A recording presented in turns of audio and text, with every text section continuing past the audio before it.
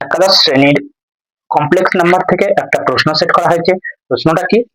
I by 1 - i এই modulus এবং amplitude নির্ণয় করো। ওকে, তো একটা জটিল রাশি দেওয়া আছে। জটিল রাশিকে আমরা সবসময় জেড দ্বারা প্রকাশ করি বেশিরভাগ। তো তাই ধরে নিয়েছি, কি ধরি, জেড সমান আই বাই 1 - জেড, যেটা দেওয়া আছে সেটাকে আমরা জেড ধরে নিয়েছি। এবার কি বলছে, এই জটিল রাশিটার মডুলাস বের করো আর অ্যামপ্লিটিউড বের করো। ওকে, তো জটিল রাশিকে সবসময় এক্স প্লাস আই ওয়াই এই ফিগারে সাজাতে হবে, সাজিয়ে যা কিছু করার করতে হবে। ওকে, তো আগে ফার্স্ট কাজ হচ্ছে আমার, যে জটিল রাশিটা দেওয়া আছে আই বাই 1 - আই, এটাকে কি করতে হবে, এক্স প্লাস আই ওয়াই এই ফিগারে সাজাতে হবে।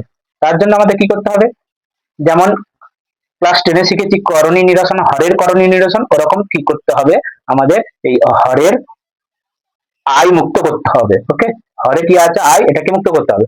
মুক্ত করার নিয়ম কি, এর করণী নিরসক 11-এ, এই ক্লাস 10-এ কি করেছি আমরা, করণী নিরসক উৎপাদক দিয়ে গুণ করেছি। এখানেও অনুবন্ধী করণী দিয়ে, অনুবন্ধী জটিল রাশি দিয়ে গুণ করতে হবে উপর নিচে। ওকে, তার জন্য কি, তলায় কি আছে 1 - আই আছে, আর 1 - আই এর অনুবন্ধী জটিল রাশি কি হবে, জাস্ট আই এর আগের চিহ্নের পরিবর্তন, সেটা দিয়ে কি করব, উপর নিচে গুণ করবো। ওকে, তাহলে উপরে আই ছিল আর 1 + আই দিয়ে উপর নিচে গুণ করবো, 1 + আই। এবারে গুণ করলে কি হবে, আই প্লাস আই স্কোয়ার, আর তলায় দেখো এ প্লাস বি ইন্টু এ মাইনাস বি, সূত্র কি হবে, স্কোয়ার মাইনাস বি স্কোয়ার, মানে কি 1 - আই স্কোয়ার। তাহলে এটা সমান কি হলো, আই স্কোয়ারের মান কত হয়, দেখো আই সমান হয় √-1 ইমপ্লাইজ আই স্কোয়ার সমান কত হবে, আই স্কোয়ার সমান হবে -1। ওকে, এখানে বসে দেবো, তাহলে আই -1 বাই 1 মাইনাস, আর আই স্কোয়ারের মান কি -1, ওই জন্য -1 আছে +1, তাহলে এটা হয়ে গেল কি, তলায় 2 আসছে, তাহলে তলায় i -1/2। ওকে, এটা কি করতে হবে, x প্লাস আই ওয়াই ফিগারে সাজাতে হবে। তার জন্য কি সেপারেট করবো, বলে দেখো -1/2 প্লাস i/2, i ইন্টু 1/2। ওকে, আর জটিল রাশি কিছু না, এটা ক্রম আকারে, অর্ডার পেয়ার আকারে প্রকাশ করা হয়, -1/2 আর 1/2। ওকে, দেখো এটা কোন পদে আছে, এটা দ্বিতীয় পদে আছে, দ্বিতীয় পদে অবস্থান করছে। ওকে, তো কোন পাদে জানাটা জরুরি, কোন ক্ষেত্রে, অ্যামপ্লিটিউড বের করতে গেলে খুবই জরুরি কোন পাদে আছে। ওকে, তো এবারে এসো, এবারে আমাদের কি করব,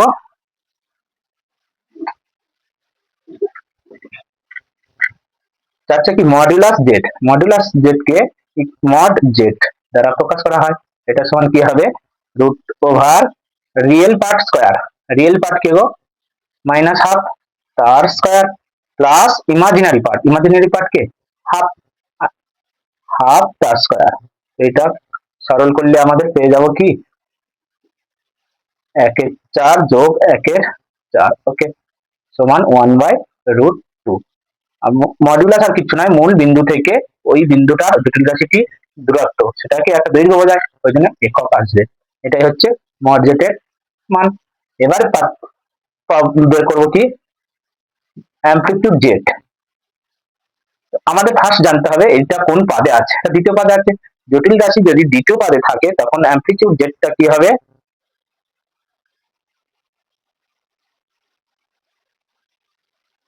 তাহলে অ্যামপ্লিটিউড জেড সমান কি হয়, পাই মাইনাস থিটা, যেখানে থিটার পরিচয় কি, যেখানে থিটা সমান কি হয়, ট্যান, যেখানে ট্যান থিটা সমান কি হয়, ট্যান থিটা সমান mod y by x. Okay, তাহলে থিটাটা বের করি, ট্যান থিটা সমান মড ওয়াই, ওয়াই মানে কোনটা, এখানে x plus i y, y মানে হাফ বাই মাইনাস এক্স,